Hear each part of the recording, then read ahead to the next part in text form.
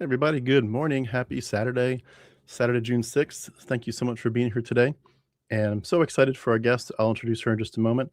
But I just wanted to say thanks so much for everyone that was able to join last night. We had an interesting discussion, really fascinating stuff about sort of critical thinking, especially in the both the religious sense as well as the medical world. But today we're doing more of a traditional interview in the sense of focusing more on an escape from Christianity. This one is going to be a little bit different. I just want to mention, though, that there may be some topics that come up. I'm not sure yet. This isn't pre-recorded. This is live, so you never know what's going to happen. But there may be some topics that come up that may be a little bit triggering to some people, and or may be inappropriate for kids. So just keep that in mind. If you need to watch this later or step away, that's fine. We definitely want to make sure you take care of yourself and your heart for what you may have been through in the past. And want to mention, if anybody is interested in doing your own story, please feel free to reach out to me. All the ways to connect with me are beneath this video. And with that, I want to bring in our guest today. And today we're speaking with Beth Granger. Beth, thank you so much for joining us today. Thanks, Tim. I'm honored to be here. Yeah, I'm so glad you're here too. It's so good to have you. And I'm going to start with a quick bio, and then we'll get into your story.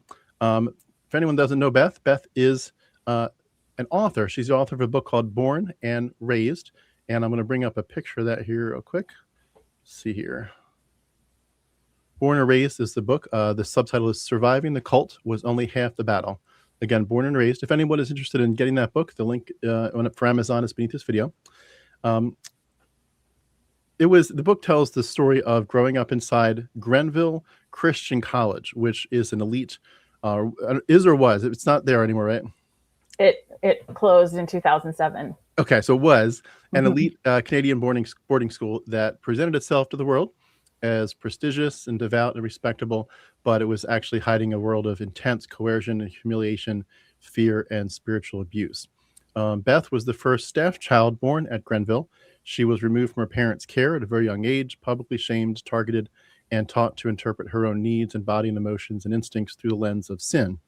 After escaping Grenville in her 30s, she slowly rebuilt her life. She earned a bachelor's of education from Queen's University, became a teacher, got married, became a mother, and helped spearhead a 16-year class action lawsuit against the abusers at the school. Eventually, Beth also, of course, began writing her story to help herself and others to heal from the trauma that had occurred.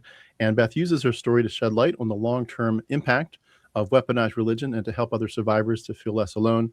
And we're going to talk to her about that story, the abuse and the healing and all the above. But before we get into the meat of your story, Beth, we're going to start with just something a little bit lighter. Could you tell us anything else I missed in your bio about yourself and anything fun or your hobbies? Okay. Oh, gosh. It's funny. They say that people deconstruct because they just want to be able to be sinners. For me, I'm trying to think, like, what is my most rebellious thing that I do on a regular basis? I think it's that I don't match my socks. It's very boring. But another thing I was going to say is just putting out in the promotion of the book, I've been making sinner snacks. And it gets people to ask questions. So here's one of them. I don't know if that's backwards, but I make these cookies that have sins on them because it's time to bite back, I tell people. So this one's backslider. Some of them say whore, Jezebel, bitch and heat. Those are the things we were told that we were. So why not take it back and enjoy them? So that's awesome. What a great way to try to take something pretty sad and horrible and try to, turn it into something to, I guess, laugh at a little bit and maybe heal through it. Do you have any hobbies you want to tell us about besides the cooking? A huge part of my recovery has been painting. It actually helped I had a racing heart rate for years. We can get into part of what that was about. But when I started painting, my heart rate went right down to 70. And that was a lovely discovery. I'm very much a musician now. I was able to reclaim music after 15 years. So I do a lot of singing and concert choir.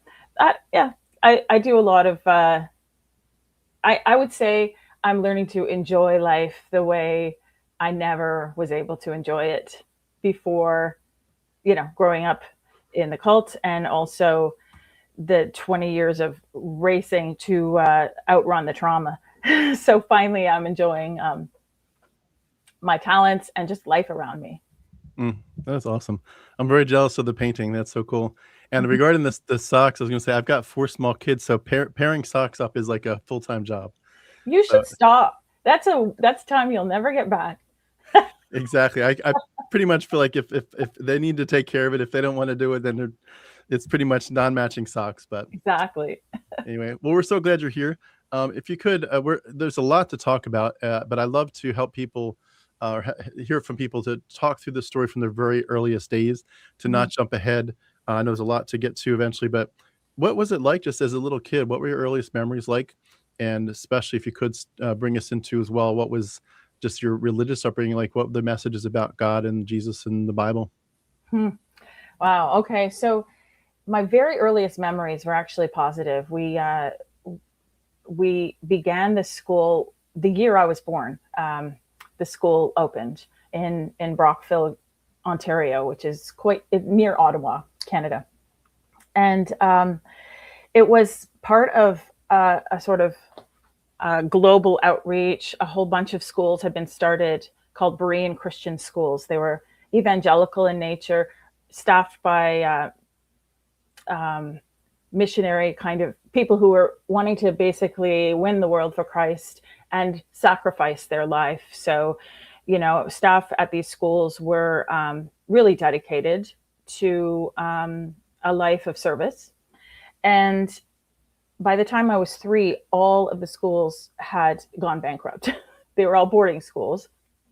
And our school was the last one in operation. And the 2 couples who were our pastors, they were getting nervous that everything was going to collapse. So they started looking for spiritual direction elsewhere, and the leaders of our group, our community, knew quite a lot of different leaders from around the country, and especially in the United States. And 2 women, weirdly, who were running a community in Cape Cod, really impressed them, because they were already, our school was already considered, the staff were part of a community.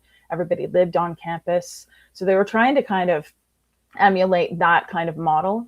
And they invited these 2 women up to lead a retreat. And as I said, I was only 3. But essentially what happened was the school fell prey to them, and they became our cult leaders.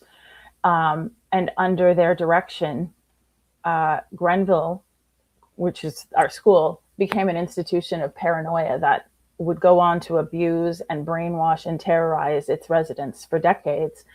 I remember a huge shift in the way our lives operated before the mothers and after the mothers. And, I get into that in my book, but I was brought up from the get-go to be excited to be like a little soldier for God. And, I was excited to be part of this special group of people who were saving students all around the world. We had students from all over the world, even by the time I was 3. But when they came, they instituted a whole new sort of flavor of Christianity, which was all about they used to preach, the key is death to self. And the staff, I think, were so vulnerable at that point because they were worried that everything was going to collapse. A lot of them had moved from the States, sold everything, were here in Canada, giving everything they could to make a go of this place, that they bought the mothers preaching hook, line, and sinker. And one of the things that the mothers offered to them was this hope. They said, we have a vision. One of them especially talked about always having prophecies. So she could prophesy that our school was going to be really successful, and we would have huge amount of enrollment coming in, and we would make a ton of money. And basically she said, if you all sacrifice and become obedient to us, you're going to be blessed beyond words. So that was the draw. But the other way they did it was preaching that, the staff were a repository of rebellion and everyone needed to change and everyone needed to give life confessions, which then became used against them. And then the whole flavor of Christianity, like I said, was they kept preaching that death to self is the key for your salvation and also for the benefit of the school. And they also preached that human love was sin, and they dismantled families from the get-go. So I was 4 when I was moved away from my parents, my brothers too, and I then was raised by a bunch of other couples, just passed from couple to couple throughout my elementary years. I only lived with my parents for 1 year around when I was 11. And then I was moved again. So, and from the get-go, it was a huge kind of assault on sin. So the staff were led to believe that they were going bankrupt potentially because of their sin. And so if everyone dedicated their lives to rooting out their own sin and also rooting out the sin of others, which was a huge part, then we had a hope of succeeding. So a huge part of our cult, which by the way, I didn't know it was a cult till, decades later, was a thing that the mothers called light sessions, where you would bring sin into the light. And actually what it was the public humiliation sessions where people were, you never knew who would be next, and people were exposed and vilified and basically broken in front of each other. It started with the staff. And I remember being so little and so scared of these sessions. But soon I had my own light sessions, I vividly remember being attacked for my sins and having no idea what I had done wrong, but you just walked around feeling like a piece of, just lower than low and just like a worm, and there was nothing good about you. And, there was, but the mothers, the other weird thing was they were kind of cunning. So you asked about the, the theology and, what kind of Christians we were. The mothers had a lot of contacts, and one of their contacts was the Bishop of Ontario, the Anglican Bishop of Ontario. And he was impressed by them and what they were doing. And somehow strings were pulled, and our 2 pastors were fast-tracked through the Anglican system, and they were ordained by the time I was 6 years old. So they became Anglican ministers, and we were able to advertise as though we were an Anglican institution, which helped our legitimacy very much in Canada, especially, Anglican is very traditional type of schooling and belief system. So we would worship using the Anglican prayer book. We'd appear to be Anglican services, but there was so much else going on. And it was almost like the way we worshiped was like this buffet of Christian traditions. So it ran the gamut. We ended up doing like Benedictine services from the chant. You picture the monks chanting. We would chant in Latin like up to 6 times a day. We would pray the rosary at times, like we were into the Catholic stuff. When I was young, it was all about singing in tongues, which I found incredibly scary. But it was a big part. And, just all kinds of different traditions that kind of melded together in this, you just never knew what was next kind of thing. But can I go back for 1 second? Sure. With your parents, when they were being told that you needed to move on, from their parenting, from their house, Was that something that was a big struggle between them and the authorities of the school, or did they sort of voluntarily do that? Because that's just such an unnatural thing to go through. I'm sure it was a struggle, but I think what the mothers did from the get-go was kind of instill fear so intensely that, I mean, how else would you go along with this, right? So they instilled this fear of your sin and fear of your sinful self, so that anything the mothers or the leaders at our school suggested would be acceptable or would seem like God's call or God's will. So I think I forgot to say that we were removed from their care because of their sin of idolatry, and the mothers were hugely focused on idolatry. It was one of the worst sins that you could have. So if you showed love to anyone but God, that was idolatry. And so my mom was somebody who, well, both my parents, they were not the kinds of people who felt comfortable in light sessions attacking other people. So because they would stay quiet, they were vilified, and they tried to break them like they were breaking everybody. And a good way to break someone is to take their kids away, you know? So, I mean, but as a little kid, I learned from watching my parents publicly humiliated a lot because of their idolatry. I was very aware that they were some kind of sinful, awful people. And then I was made aware that I was sinful. Like when I was 5, I was put on my first diet because my sin of gluttony. And I remember thinking, maybe if I lose weight, they'll let me live with my parents. And I carried that burden. Like, I mean, it has turned into a life of eating disorders. So, yeah. It's good. I mean, it's really hard to explain, because why would anyone go along with it? But all kinds of, we had about 100 staff. A lot of kids there were moved away from their parents. I gotta say, like, I know that the story is mostly about the school's abuse, but without meaning to be,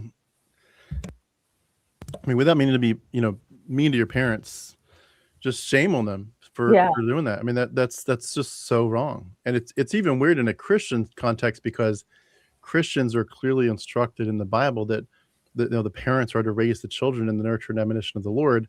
It's your direct responsibility, even if that wasn't a world where abuse was really talked about or known yet, and it was just an assumption that this is going to be a good Christian education and a good Christian upbringing. Still, like, it's nobody else's responsibility but mom and dad's. Like, everyone else is like an addendum, hopefully a good addendum, healthy supplement, but like, it's the parents' responsibility. You're going to stand before God, and you're not going to be like, you know, well, I you know, the teachers did a good job raising my kids to love the Lord. Like, no, you're responsible as the parent. It's very weird, even to my ears, even from a Christian perspective. I mean, obviously, as an atheist, it's like weird, but even as a Christian, it's like, who in the world would do that? Well, they were so shamed. Like, I distinctly remember being them vilified and humiliated in front of the whole group for them being too soft and loving. So they were taught. I mean, it was, like I said, it was very clear to me that it would be sinful for them to show me love. And so it is shame on them. But on the other hand, if you bought into some sort of a philosophy and you think God is calling you to follow these leaders, and they're telling you that you're gravely in sin, and that they used to tell my parents they would be the worst examples to their children. So, like, everyone in this campus is more suited to raise your children than you are. And like, that kind of thing was said to them. And so, like I think I said before, their goal was to break people down. And that was a good way to break people down. Do you know what I mean? and to sacrifice. So what bigger way to sacrifice than let your children be raised by someone else? And I think that was like the huge sort of message. And they really did. They broke the staff to a point where they would do anything. And of course, if you left, you were going straight to hell because God had called you for this very special call, and you'd be shunned and all the rest. So it was all the kinds of typical cult messaging from the get-go. There's only one other group that I've ever heard of that did that specific kind of separation. Years ago, I was interviewing a lady named Angel DeSantis who grew up in the Children of God sex cult. Yes. And she was talking about how they were separated from their parents. And often it was like to the point where, just being seen with them at all, unless it was officially approved, if she wanted to just go cuddle with her mom at night to fall asleep, like it was not acceptable. Yeah. And it's crazy to think that like the level, I mean, I think that my background, my religious trauma and my experience was pretty shitty and it was pretty traumatic. It was pretty bad. But when you think about the level it takes to convince grown adults, to convince grown adults, Christians nonetheless, to abdicate their responsibility to raise their children, which is such a normal thing in the Christian world, but also just a normal human thing. This is your progeny, this is your offspring, and just the psychological damage it would do to separate small children from their parents. It really is a testimony to the fact that religious authoritarianism, especially when it's like just totality, it's total. Everything is like you're sheltered from outside ideas, and everyone's, like you said, shaming you. You really get to a point where your brain shuts down. I mean, I do feel like your parents should be shamed for it, but all those parents should be. But at the same point, it's like when you are that hyper controlled, there's a sense in which you're both culpable and yet you're also a victim. They were victims themselves in this sense, and it's like it's both sides of that coin. But man, does it break my heart. Can I ask? I know I'm jumping ahead here with this question, but have they ever apologized for not standing up against the mothers and the other authorities that did this? Yes, they have. The writing of my book was kind of like a watershed.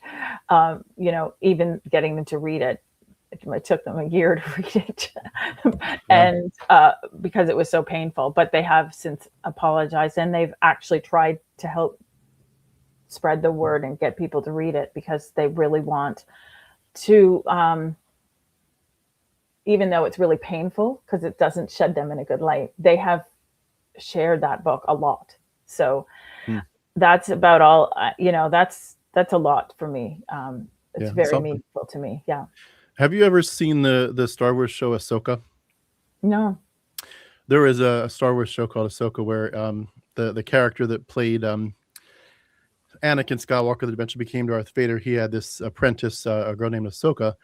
And in this show, they end up going to this magical world where there's these witches that are the witches of Dathomir, which are known as the Great Mothers. And it's funny, they kind of build this up as like, that all the bad people are like, you eventually get to introduce to them, and you realize that the power is basically being wielded for this grand story where they're going to, basically go create a big battle and take over the universe again. That it's being orchestrated by these witches, the witches of Dathomir, these great mothers, and they keep using that phrase, the great mothers. Wow. The power that they have is intense, and it makes me want to really dig into. It sounds like you could argue that these ladies were witches, but who in the world were these women, and what was their background? How did anybody listen to them, especially in a patriarchal Christian society? Yeah, it really is a conundrum. Like I've wondered myself. They were from New England, as I said. They settled in Cape Cod, but they were basically housewives. I think. There's been a really good. If people are curious, there's a podcast that's digging into this, the whole history and who these women were. It's called The Cult on the Cape, and I've learned a lot from the stories they've dug up and shared. But they were just very religious, and they were really charismatic, and the way they spoke would sort of draw people in. kind of like, I don't know, it was in the 60s, and it was a big backlash against, the free love and everything like that. And they just started meeting in living rooms. And then people were drawn to them from all these different churches. But it's just incredible because so many very wealthy, powerful people came under their spell. And their community is a very rich community that's built huge, like a lot of infrastructure, and they've become famous for some things like their incredible choir and band and orchestra, and basically they're a performance, glory to the excellence to the glory of God is their kind of motto. So they still exist. Yes, they still exist. They're on Cape Cod, in Orleans, but lately they still are run by a mother, but the two original mothers are dead. But yeah, so I mean, off the top of my head, I can't really tell their story, but I've heard it recently, and we're still trying to figure out how this happens. How people, not just men, can weaponize Christianity and just wield so much sway and power over people's lives. Yeah, it's really alarming. So, and what was even more interesting, they vilified all the sins, but one of them, purity culture, homosexuality was worse than murder. And the two of them were a lesbian couple, which we didn't find out till like years after they died. But yeah, it was a big secret. Wow, yeah, that's unbelievable. And yeah. Just for, again, I'm big into creating, asking questions that create a context before you tell the fuller story. A lot of the people that I interview, I like to ask sort of what was not the messaging only, but what was really going on behind the scenes when it was just you. So I would imagine that with all that pain and all that pressure, that there was also a sense of a push for you to be in a relationship with God in some level. What was that like? What did you feel like? Did you feel like that was a safe place, or was that a scary place because of them kind of intimidating you on so many other public levels, that God was just another surveillance camera to make you feel bad? Like, what was that like? And was there any beauty to your relationship with God? Yeah, it's so complicated. I guess from the get-go, I viewed God with fear, because it was so much about God sees everything. He sees our sin. And if there's any unexposed sin or unconfessed sin, then you better look out. And so I was always aware of God as this, like, shining a spotlight on my sin, my terrible, person that I was. And from like, I remember the light sessions where, I mentioned that I was put on a diet very young, but there was always this focus on confessing our sins. So I would be living with all these different people, and a lot of them would require me to confess on demand. So I was constantly like focusing on myself and trying to figure out what kinds of confessions I could make next to satisfy them. So I guess when you're brought up that way, when you're seeing people publicly humiliated all the time, and then you're also being told that you're a piece of garbage, and asked to, what is God? That was the other thing. It's like, what is God revealing to you today to confess? So God was not somebody that I felt safe with. God was somebody with a spotlight ready to, like, attack you if you didn't confess first. So, but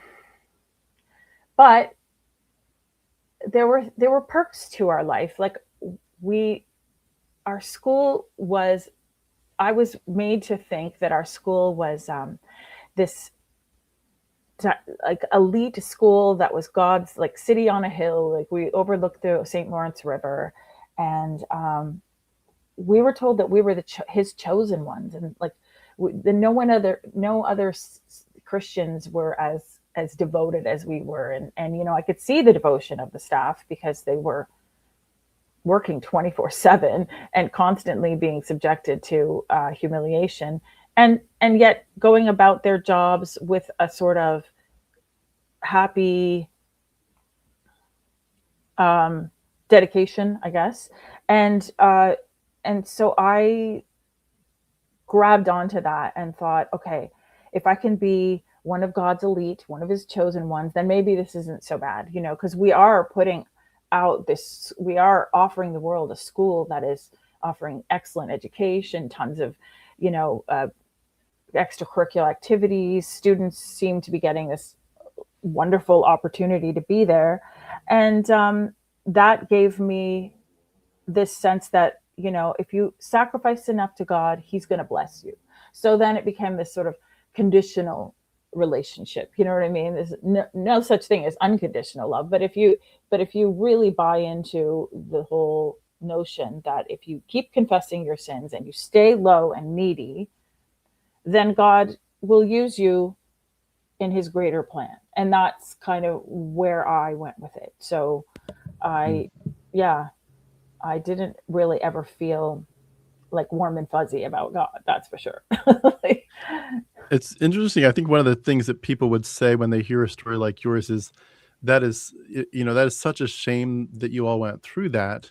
And I know we've only begun to unpack some of it, but it's scary enough already to think it's a shame you went through it, but that's not Christianity. That's not my God. That's not my church. We never did that.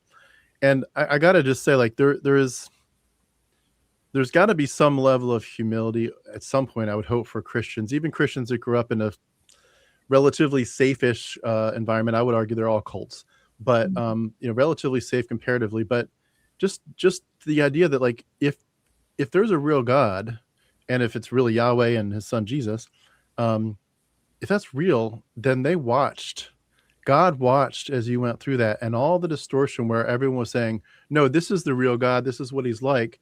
The real God watched and saw himself be completely misrepresented to you all for decades. Yeah. And he never once stepped in and said, hold on here. These people are going to be driven from me. They're going to hate me. They're going to think I'm hate. I'm fear, and I'm not. I'm love, and I'm grace, and I'm kindness. He never shows up and interrupts the abuse. He never does. And I know we're talking about just one form of abuse, but there's so many other forms where it's like, at what point do you say it's not just, your church was a little bit better maybe, but also your God was just sitting there watching. He was completely sovereign. He was completely powerful enough to make a difference, and he did not lift a finger. And it just, at some point, I feel like the Christian argument of like, well, it's not my church.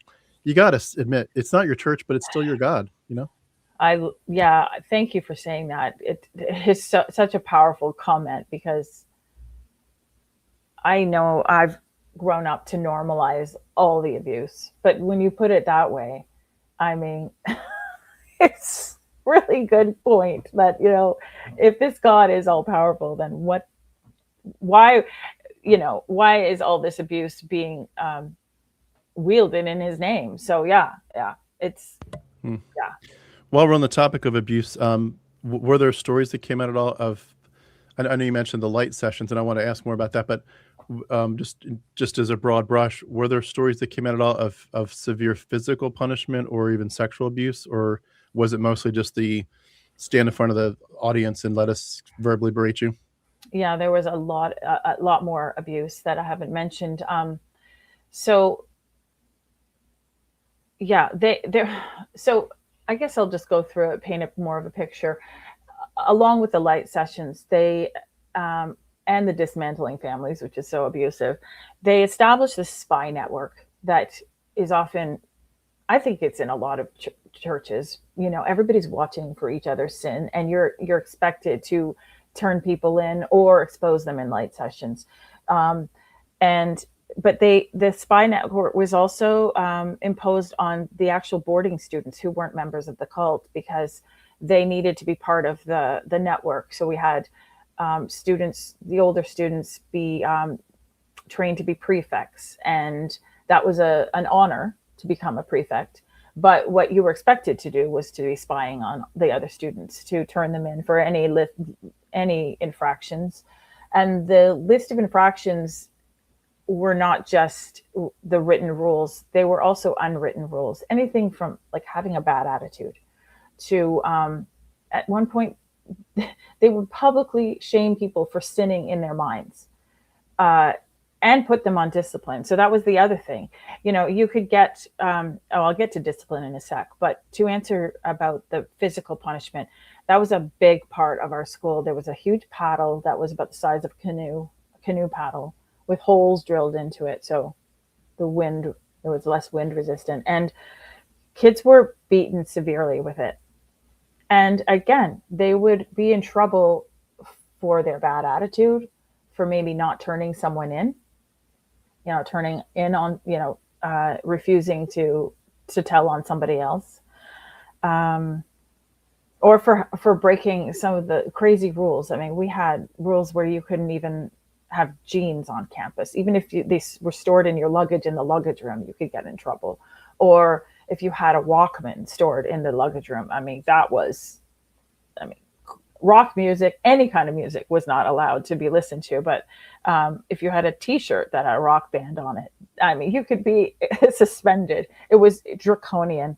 So, so the beatings were terrible, and then the discipline. That was the other thing. So, if you were determined to be sinning, even in your mind, you could be put on discipline, and the discipline was really humiliating. It was that way on purpose. You were put on silence. You were told that you'd be disciplined indefinitely. You never knew how long. It was until they determined that you'd changed in your heart, which is very hard to prove.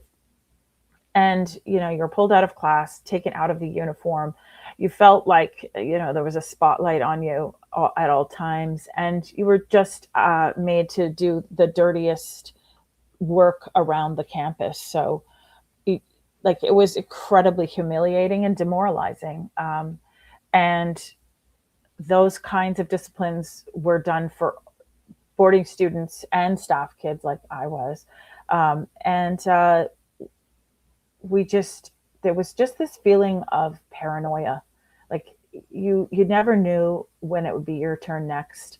And often you were targeted for sins that you didn't even know, you didn't even have a clue was your problem. Do you know what I mean? So, and they focused on all kinds, the gamut of sins, everything from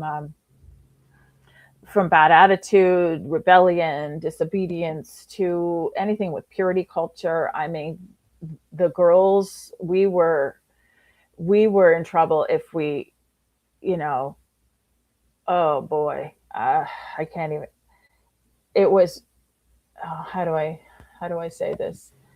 If you looked at a guy, if they even thought you might have a crush on someone, you were in danger. Because for myself, I did have a crush on a guy, and they found proof when I was 16 that we liked each other.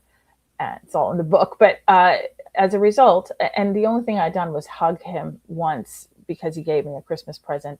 And I was sent down to the Community of Jesus. I was expelled and sent there indefinitely without being able to be educated. And all I did was work as basically a house slave indefinitely, until I could prove that I was not bringing the sins, like bringing the spirit of Satan into the school anymore. So yeah, we were really living in paranoia. I had an experience in my college days that was enough that I can understand a little bit of it. I went to a school called Bob Jones University. Do you know that school? Oh, yes. I didn't go there my whole time, but I went there for a year, and we definitely had that spy on each other mentality. It was almost like if you don't tell, you're basically covering up someone's sin. If you're covering up someone's sin, then you're basically participating in their sin. Yep. And yeah, we had a big spy network there in a sense, and certainly the same concept in the sense of like if you were make jokes about the pink and the blue sidewalks, which wasn't true, but you really couldn't, like, if you walked near a girl after dusk, you were considered breaking the rules. And it's amazing to me that they never really put the pieces together, like how much they're basically making things into so many secrets that aren't actually issues. Like a lot of kids that have crushes on somebody, especially in their early teen years, like it's really not sexual. It's really not. They just want to hold hands, or they might even just want to hang out and watch a movie or go to the mall. It's not sexual at all, but because you make it sexual, you're kind of you're bringing in all these, things into people's lives. And it's almost like the adults have this unhealed sexual, these issues, and they're forcing it on small children and making them participate in the same sexual trauma. And it's like, if you just left them alone, they wouldn't actually be even thinking about sex, Oh, absolutely. I mean, another thing that happened to me was I was labeled in a big light session. I was labeled for being lustful and, demonic when I was 7, because I was at it was a campsite, and a little girl and I went for a walk early morning, and we saw this man cutting his grass without clothes on. And we only saw him from the back, but we were horrified and, ran away. And we decided not to tell anyone. And I was the older of the two. And anyway, I was brought into a light session, just completely annihilated for my lust and my, my sin. Oh, so many sins. Also my deceit, because I didn't tell anyone, and just made to feel like just this disgusting sinner. And meanwhile, I had been horrified by the the idea that I'd seen someone from the back naked. Oh my God, and I was acting like you had gone out and watched porn or something. Exactly. But that was the way we're meant to feel all growing up. And you're right, it does intensify the even the notion of it, and yet we weren't taught about sex. So like I was completely ignorant. But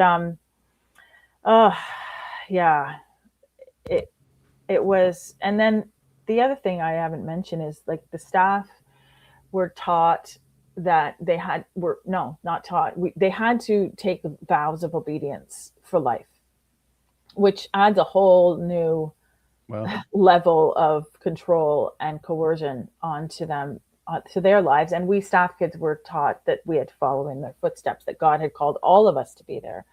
So that was, and the other thing was, we were expected to write letters of confession on a regular basis, which were always used against us. And so, yeah, it was not, that was just, it was just so hard. And then the other thing is, our lives were completely controlled. Everything from what we wore, where we lived, we were constantly moved, okay. Being in control was considered a sin, along with idolatry, loving your kids. If you wanted to be in control, that was something you'd be attacked for. So you'd constantly be kept out of control, and everything was thrown at you to be able to make you just rely only on God. And they didn't want people to make close friendships either. Even the boarding students, like the whole spy network was a whole thing where they just didn't want people to have close connections, and you were only supposed to be loyal to God and to the leaders, and the whole sort of philosophy. So yeah, anyway, it seems like there's one of the big issues that comes up a lot, it seems like, in these conversations, is that there's really a level of adults not really putting almost any time into realizing the psychological damage that they're doing to their kids. Yeah. And I'm not just talking about that call. Obviously, this is an extremist, but even just traditional evangelical parents. I mean, like I remember when I've deconverted, I escaped Christianity back in 2019, and one of the very first thoughts I had, I mean, just within probably the same day, if not for sure the same week, that I realized and woke up. And my escape was very dramatic. I had like 3 years of deconstruction. Then it just like in 1 hour, it just hit me like, oh my God, it's not real. Like, it's not real. And just flooding in. It was like I was sort of like they say, sometimes when someone dies, you were grieving along the way. I was like kind of grieving the escape, but it hadn't yet hit. But then when it hit, like it really hit. But one of the first thoughts that I had was, I need to give my kids the gift of thought autonomy. And and we were, I'm divorced now, but we were both spanking the kids. And it was almost like an immediate one for one, like, I can't pursue thought autonomy for the kids without also saying body autonomy is also important. Therefore, spanking is probably something that I need to stop. And I did, thankfully. And it literally it was a complete watershed moment for the rest of my life. Literally, I could talk about that in depth but you don't think about the psychological damage of just something as simple as spanking. And obviously the situation at that school is spanking on steroids, but you just think, what are you doing to a child's mind when you put them in fight or flight, when you terrorize them on the deepest, profound levels? And, I know with Canada, I'm not calling Canada out here because I know America's got its own horrible skeletons in the closet with, what we did to the Native Americans and to Black people, et cetera. But, the reconciliation stuff with the indigenous tribes and so forth, the First Nations, there's like a lot of ways in which generations of Canadians and Americans have just basically said, we're going to terrorize our children and just hope it turns out okay. And it's like, it's just so weird that we don't put ourselves in their shoes and think, if I was them, I would hate this and this will be a living hell, but let's do it to our kids anyway, I thank you for bringing that up, because there's just, I know some of our stories sound really extreme, but there's such a huge part of terrorizing just built right into Christianity. The fear of hell, for example, like that is, I mean, we dialed it up. We had this wood chip boiler that ran the whole campus, ran the heated the whole campus, and the headmaster would take those of us who were in trouble to the boiler room and open there was a big circular door you could open, and the fires were so hot, like just even getting close, you felt like your face is going to melt off. And he would scream at us, telling us that we were going straight to hell if we didn't change, and blah, blah, blah. And talk about terrorizing. But even if you didn't go through that, just the notion that hell is waiting you for whatever infractions that you have, or just being a human being and having natural desires is so abusive. So, yeah. Can I ask, one of the things I'm sort of sensing that with this is that I'm guessing a lot of you who went through this, you really had to kind of psychologically go underground. You had to bury things pretty deep just to survive. What was it like realizing, as you're growing old here, and I know we're sort of putting a pin in your story, and I want to get back to it in 1 second, but to realize that, you're basically taking your personality, your normal everything, and you're basically going and putting on a mask, a very thorough, exhaustive, ridiculous mask for years, and you're basically going underground just to survive this thing. What is it like realizing that, like, in some ways, your adulthood must feel like you're reparenting yourself and going back to your childhood, and to try to figure out, like, I don't know who the hell I was, because who the hell I was got frozen in time. So important that thank you for bringing that up. I mean, I left, I escaped. I like to escape. It wasn't escape in the middle of the night. It took me 3 years to get out of there, but I was 31 when I left finally. And, I'm now 56. So 25 years later, I can say that I'm finally healing, but I have been actively trying to heal and recover ever since. And one huge part of that was made even more difficult by the fact that, as you said, to cope with it, I sometimes have trouble with remembering words. What's the word for dissociating? I dissociated constantly through my time there, and doing that was a coping mechanism. It was also a normalizing mechanism. So once you get out, you for me anyway, I didn't realize I'd escaped a cult. I didn't realize I'd escaped anything that was even very abusive. I just thought I was the black sheep. I was the one who was leaving because I couldn't handle my calling anymore, and I had Mm. failed. So it's taken years and years to get to understand what happened to me, and to even uncover memories. And I would say, like, all that dissociation was necessary because, as you said, it was so painful that that's the only way to cope. And in my case, one of my active ways of dissociating was focusing on my eating and trying to control it, because I had been told from the get-go that I was so sinful for my appetite that I focused on almost nothing else but trying to stop my appetite, which was a way of blocking out all the other stuff, because all I cared about was getting thin. And so when I needed help and therapy after leaving, guess what I needed therapy for? My eating disorder. And it was interesting. I know we're jumping ahead, but I finally found a really good psychologist who, after doing all the testing and finding just a little bit about my story, she said to me, "We're not going to touch your eating disorder with a 10-foot pole, because there's so much else going on underneath." And I remember looking at her like she had two heads, thinking, "What are you talking about? I'm just a glutton. Like, I'm just a sinner." And why won't we fix that? But I didn't realize, like, she was right. There was so much else, so much trauma that had to be addressed. And the eating was just a side issue. So yeah, I don't know if I answered your question there, but Yeah, no, you absolutely did. Thank you.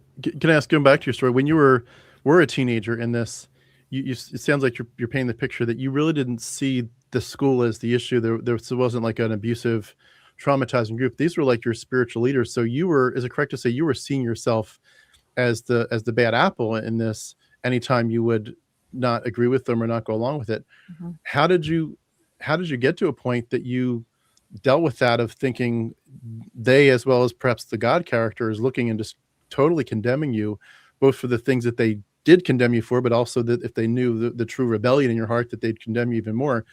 How did you survive just knowing that you were on so much, basically living on the edge of utter condemnation? It was really hard. I mean, people say that reading my book is really, a lot of people say they can't put it down, but a lot of people say it just hurts their heart. Like, it's just really, when a system is determined to break someone, and that someone has a lot of, like, I guess I had a lot of, how do I describe it? It was hard to break me. Like, I have maybe, I don't know what it is. I don't want to, like, toot my horn, but there's something about me that I just kept trying again, trying to, like, find my way, because I mean, I just wanted to have hope in a future. So, I wanted to be, I envisioned myself being a teacher there, and I had hope in maybe getting married and raising kids. And I kept getting, it was like whack-a-mole. Every time I stuck my head up, okay, maybe I can do well in this area, they would whack me again down. So it was very difficult. I was not allowed to see my grades because I was told I was haughty, and I was very academically oriented. And then when I finally graduated, they said I wouldn't be allowed to be a teacher because I would be too haughty. That was one of my biggest sins, was my ego, I guess. And meanwhile, I'm just dying of shame all the time. And I guess your question was like, I guess you were asking me, how did I cope? I don't know. I kept holding on to the idea that God had this special call to us. And I thought, well, I can be part of this mission to save children, save teenagers, and I didn't, but then I started noticing all through my 20s, the abuse got worse. So they kept, in order to kind of control us, even young staff people, we just kept getting disciplined in new and cruel ways, so that all we could focus on was surviving. And you couldn't, like, you couldn't even hope to have ambitions or excitement or goals for the future. You just wanted to survive. When I was 25, we were put through a year of boot camp. I won't get into all the details, but it was like notching up all of the worst parts of our lives, even to, you know, to the point where we weren't allowed to wear makeup and have showers and sleep on normal beds, because we were told that we were bitches in heat, and they wanted to eradicate our desire to get married, you know, that sort of thing. And there were 12 of us in that particular thing. And so by the time I'd gotten through boot camp, I was well and truly indoctrinated, and well and truly, I would say, devoid of ambition. Like, basically, okay, God, just use me however you will. But after then, my only hope was to maybe get married. And at least if I got married, I'd have the pleasure of, you know, being loved maybe by somebody, because I had never felt that. And also maybe I'd have kids, and I could, they were starting to, by the time I was 25, I noticed the kids weren't being taken away from their parents as much, or if any. So I hoped that I could raise kids and actually, you know, show them love. And I don't know if you want me to get into what happened, like why I left. Should we go there now? Okay. Yeah, absolutely. So yeah, I was 26, and I was. Were you still at the school at that point? I was still at the school, and we had to live on campus, everybody who worked there. And we weren't allowed to marry anyone from outside. So there were very few men left. I mean, almost no one.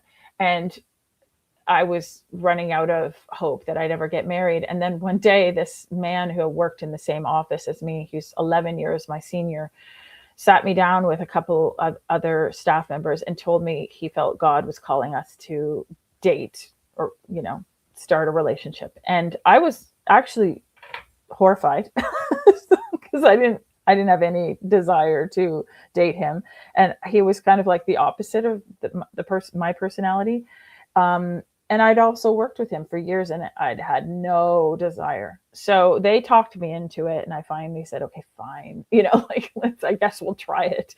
But just the experience of having someone's attention and someone's interest on me, and someone who we started to get to know each other, and I started to like aspects about him. But I think I fell in love with love itself, you know, and we eventually got engaged, and we were engaged for 8 months before he broke it off for no reason. And going through that breakup was so painful, because it was like it marked the end of my only chance at happiness as far as I could see. And I started realizing I might never be happy there. And I went into a really deep depression. Fast forward, that man is now at the Community of Jesus. He's a monk. They have a whole bunch of like dozens and dozens of nuns and monks there who are just members of our community, who have been told by the mothers that God is calling them to be a monk or a sister or brother. And so yeah, he's still there. And so is my brother. One of my brothers is there. But he's a monk still? My brother is a monk. He became one at age 21. Well, so, how many siblings were there total? 3 other brothers. I have 3 brothers. So he's the only one still there. Mm-hmm. But that was the beginning of that depression, was the beginning of my escape, because what it did was it made me so aware of how unhappy I was, that I didn't know if I just didn't think I could live there long term. I didn't think I could stand it anymore. And funny enough, I had a knee surgery at the same time. And as a part of recovery, I was told by the doctor to go get physio.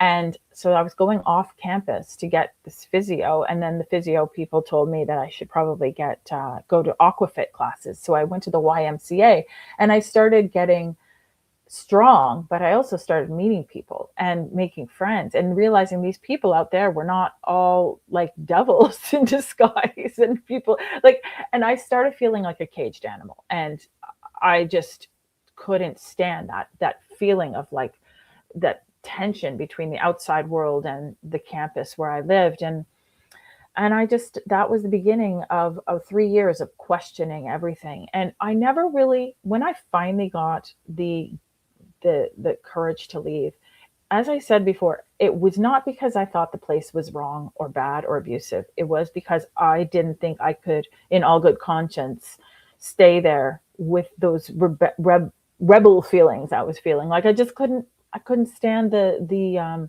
way of life anymore. And then I also started to see the duplicity and the, well, lies actually that were inherent in our way of life. For example, I'd be in light sessions and people would be accusing me of sin that I knew they were lying, like they were making shit up.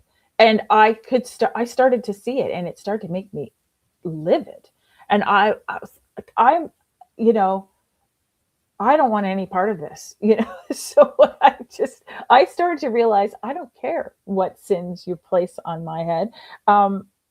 I don't believe this. And so, yeah, when I left, I felt like I was the black sheep in a white flock, and I needed to get out of there because I was like the scarlet letter in you know. And there's a lot more to the leaving process. People that I met outside who actually helped me see more of the truth. But in essence, yeah, that's what happened. I left. I started a whole new life on the outside without any help. I felt completely alone, but it was better than staying there. Did you And talk to your parents at all about, like, at that time about leaving, and did you ask yeah, for their help at all? they just looked gravely concerned and defeated. Basically, they just let me go. I mean, they didn't raise me. They didn't. Anytime I ever went to them about something serious that I needed advice for, the best I got was, "We'll pray for you." And it's been that way ever since. It drives me crazy. Mm. But yeah, it was a gradual leave because, as I said, we couldn't even work there and be on, and you had to live on campus to work there. And so I got the guts to ask to move off campus and still work there. And they agreed to that because they were starting to lose staff. So that gave me a few years to live out in the nearby town and start to get my feet and to try to figure out what my life could look like, and just meet people who were really good people and not Christian. That was the other thing. I was meeting this one guy I met and fell in love with, actually, was a cowboy, and he was surrounded by, you know, hard drinking, smoking, cussing people, and I felt they were more authentic and like they had more integrity than the people that I was working with and living with on campus. So yeah, it was really eye-opening time, and that's how I left. Mm. It's amazing the bravery it takes to do that. Just can't even imagine, especially when you don't even have the support really of your parents. That's Yeah, crazy, and it's so hard too to imagine that people that go through that, like you know that what's really going on is you're facing the fact that you were basically an abandoned child who is trying to reclaim your life, but yet they're trying to paint you out as some kind of monster or bad person. yes, And it's amazing. I love how you brought up the issue of the anger, because I know in a lot of Christian groups, and I would imagine cults too, like they would sort of vilify your anger, vilify a lot of your emotions and your any desires or anything. Just keep everything under the authority of Christ and so forth. But um, for you to finally have the bravery to say there's something wrong here, but also I'm allowed to be angry that you guys are misrepresenting facts. yeah, That's a huge deal. And I think for a lot of us, that that like that activity of realizing they're misrepresenting facts, and then when you go to them and say this is being misrepresented, for them to basically try to hide it, that basically fast tracks deconstruction, Yeah. because you realize you're used to being able to trust these people. I trust them. I trust that they're giving me the truth, that they have my best interest at heart. And the minute you realize that there is a lie, but then the minute you realize, or some kind of information that's being withheld that you should have had, the minute that that happens and you try to resolve it and they cover it up, you realize, like, you're not my people. You're not. This Yeah. is not a safe place. I know for me, my escape from Christianity was more informational, but the idea of diving deep into comparative mythology and realizing how much the Jesus stories are based on earlier mythologies, as well as the Yahweh stories, but especially the Jesus stories, and going to Christians and then basically putting their fingers in their ears and saying, we don't want to talk about this, or we're not going to address it, or there's nothing here to talk about. It's like, no, there really is. There's a lot here to talk about. Mm-hmm. And it's sort of like, there's no one, ignore the man behind the curtain. There's no one over here. It's like, well, no, I can see you. I can see you behind the curtain. And the minute that that happens, they basically, the gig is up, because the minute that they become the people that you're like desperate to please, and like, you're my future, you're my safe people, you're my home, even if it's abusive, you're my home, you're it. And all of a sudden it's like, you're no longer it.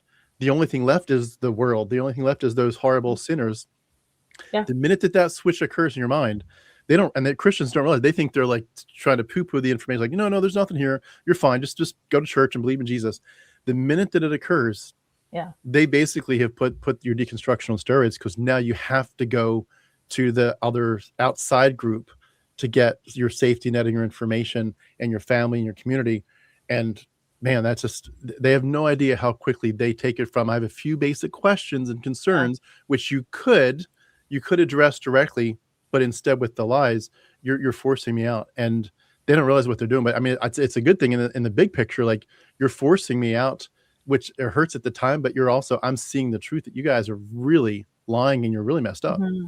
Well, speaking of lies, it's kind of a good segue for what happened next. Was I left, as I said, feeling like a black sheep, and wishing I could keep ties between us, and trying to do that for several years. I'd go back once in a while for church services, etc. But when the school went bankrupt in 2007, which was 6 years after I left, it had the effect of blowing the roof off the lies, right? So what happened was, within days, weeks of the news that they were closing, former students and former staff, but mostly former students, started gathering on this website called FactNet, which had been a forum for people to post anonymously who were cult survivors. And so there was a section about our particular school there. And I heard about it from someone, and I happened to be on maternity leave. And so I had just a little extra time to read. And I just went into a rabbit hole that I've never seen. Like, I've never experienced anything like this before or since, where I was just inundated with people's stories, because I had always had the understanding that, yes, Grenville was abusive or maybe difficult to handle, but it was always worse for us staff kids, because, much more was expected of us. And that the students, I had heard people sort of allude to our place as a cult, but I thought they were always exaggerating and they were just making a mountain out of a molehill. And here I was reading factual statements from a new lens of people talking about the abuse that they were still trying to heal from. And my eyes were opened like I've never experienced before. And within a few weeks, I had researched what a cult really was, because I'd never had bothered. And we checked all the boxes. I even read the book by Stephen Hassan, and, it was like it was written about my upbringing.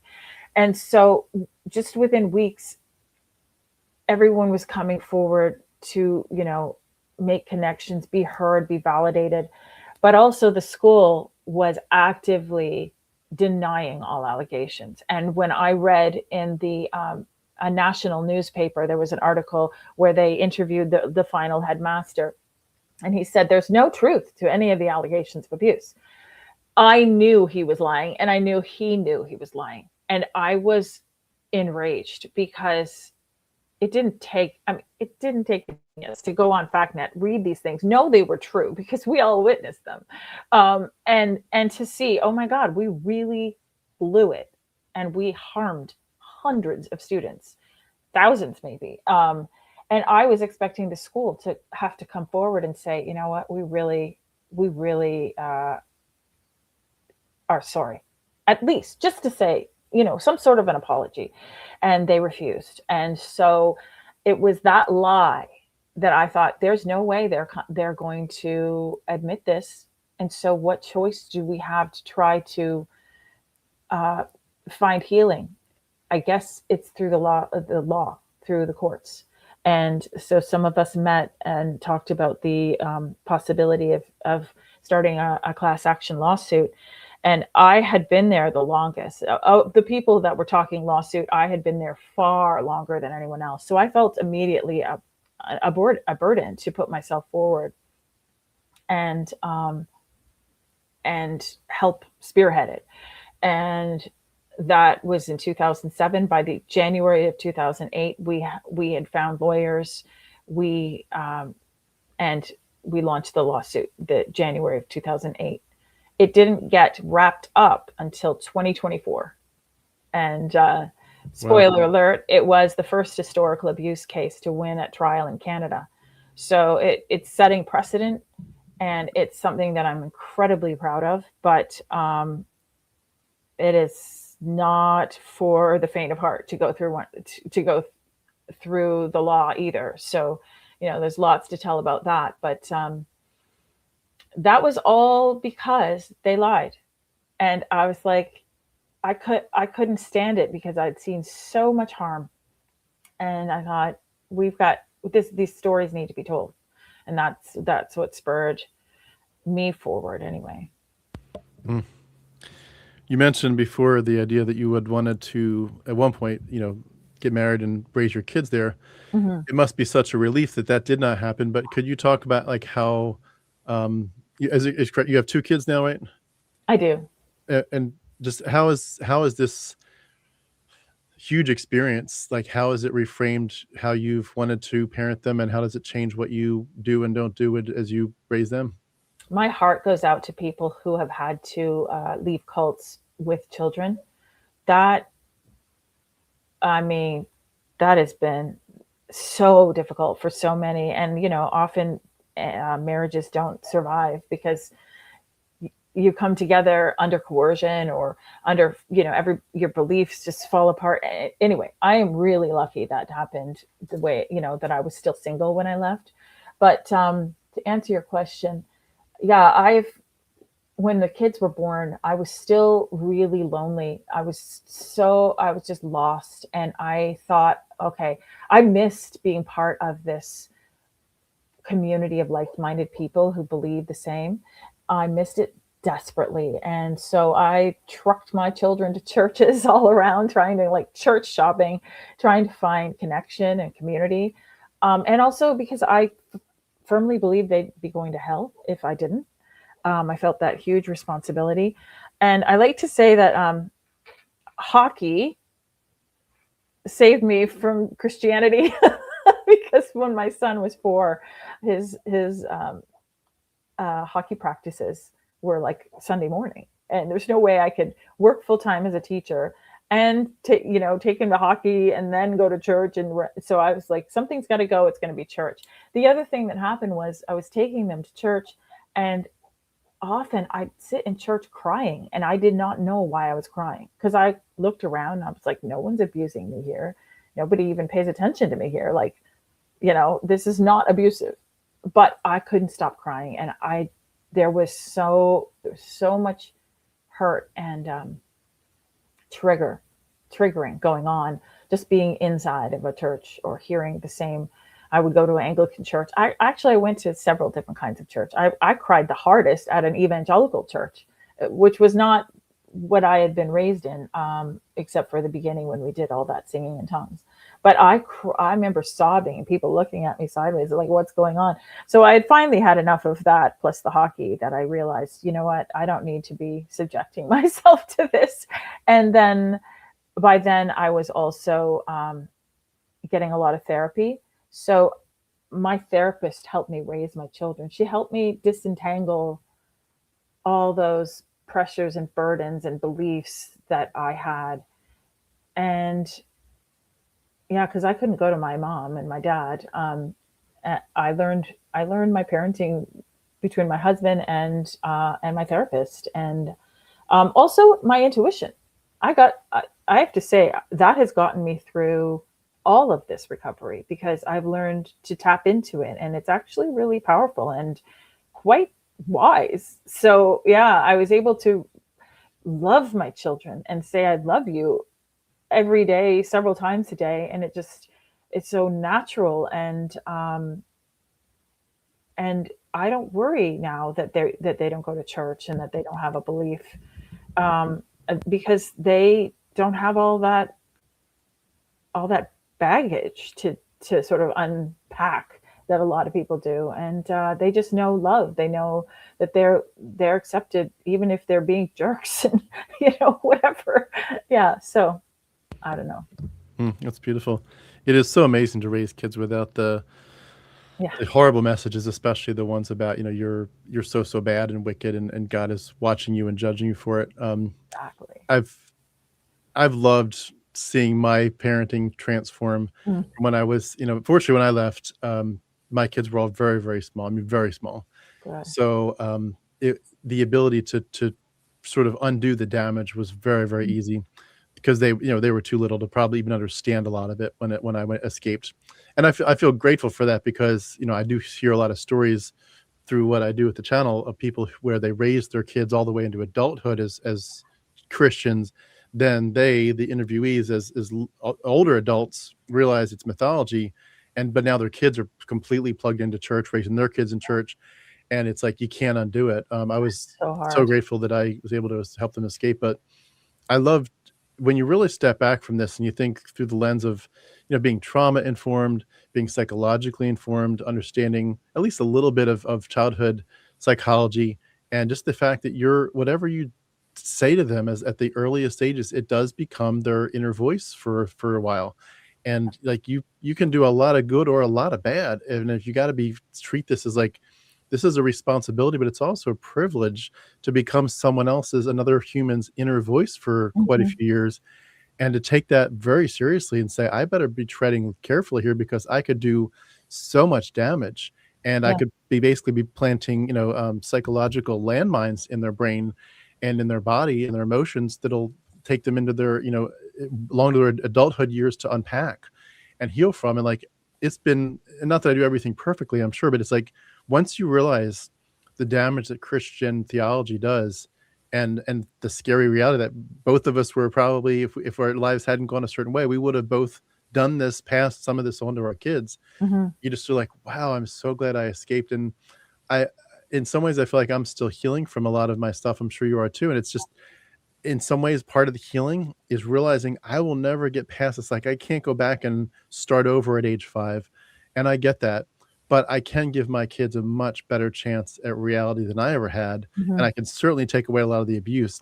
And there's a healing thing in that of saying, I can't fix me, but I can make sure that you, my children, don't have a life that has to be fixed from me, Yeah. It's so funny. You reminded me of when my son, he was really precocious, and I was collecting his tooth under the pillow one night, and there was a letter to the tooth fairy, and he was asking in the letter, are you really real, and have you met Santa, and is God real? And I'm thinking, holy crap, how do I answer this? Because I did not feel comfortable lying to him even about Santa. But then he's asking about God, and I'm thinking, okay, if I tell him that God is real, but also say that Santa's real and know that I'm lying about Santa, like what's he gonna think when he finds out that Santa's not real in a couple of years? And it brought up so much. It was actually a really important time for me to sit down. How am I going to answer this? And so I was sort of like, I don't remember exactly how I did, but it was like dancing around the truth. And also, it was something about people have a choice to believe or something like that. Some people believe this or whatever. Anyway, it was like, but it forced me to realize, you know what? I don't want to be teaching them stuff that's not real. And I couldn't wait to tell them Santa wasn't real. Anyway. Can I ask regarding the bulimia? You mentioned that that was something when you first were getting help that they sort of said, let's put that on the back burner and focus on the other stuff.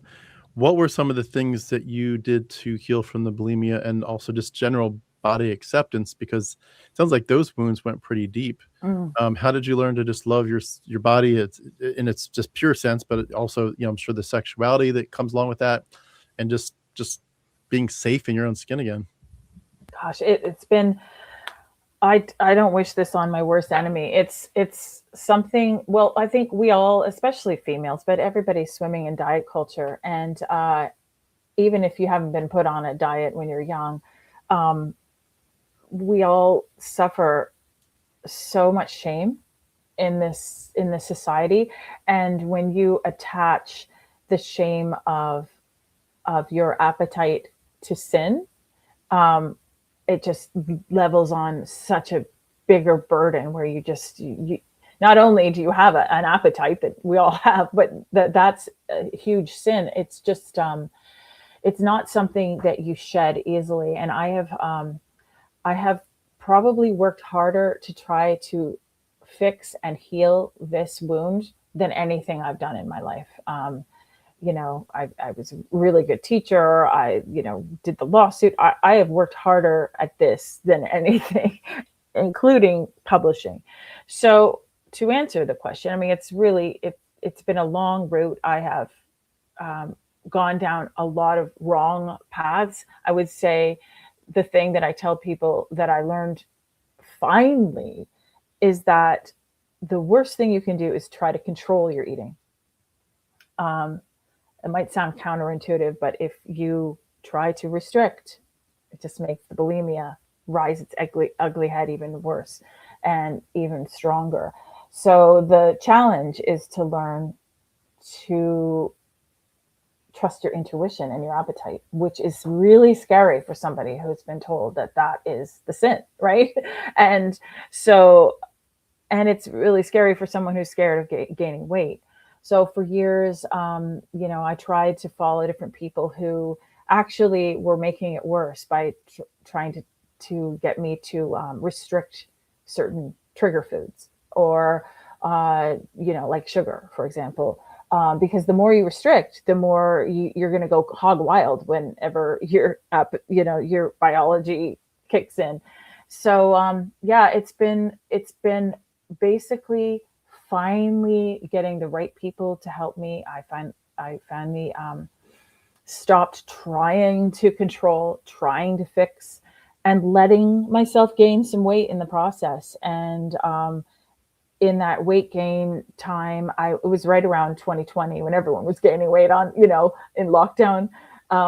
But just allowing myself to eat at will and following my appetite and being okay with, like going through sort of the diet related trauma, facing my fears of not liking the way I looked and all the rest, and being okay with that. And over the last few years, I've gotten back in touch with my appetite so that it actually runs the show.